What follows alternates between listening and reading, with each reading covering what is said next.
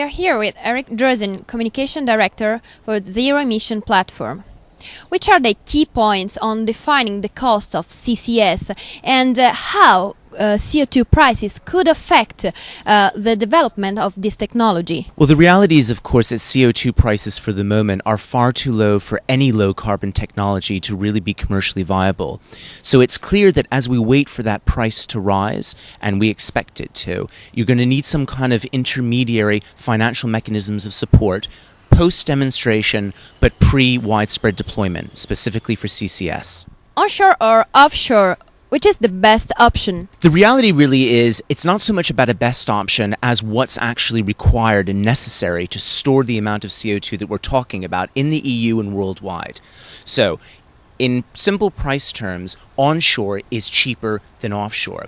But the largest formations, saline aquifers, where we can store the most CO2, in fact, are currently amongst the most expensive. So what we have to do is tackle all of this at the same time. We have to ensure that we kick off a risk-reward mechanism for the companies and investors who are looking for places to store CO2.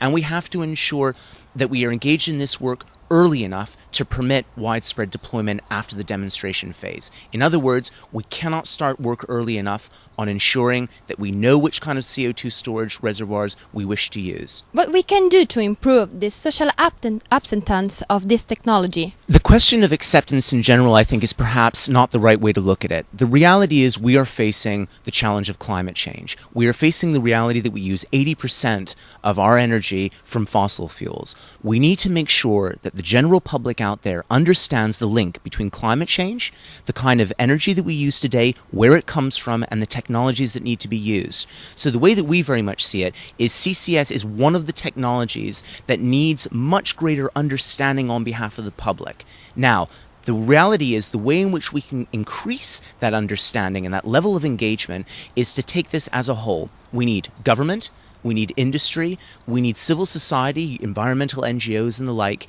and the general public to come together and to discuss these issues in a reasonable and comprehensive manner. It's the only way that we're going to be able to move forward with low carbon technologies in the future, including CCS.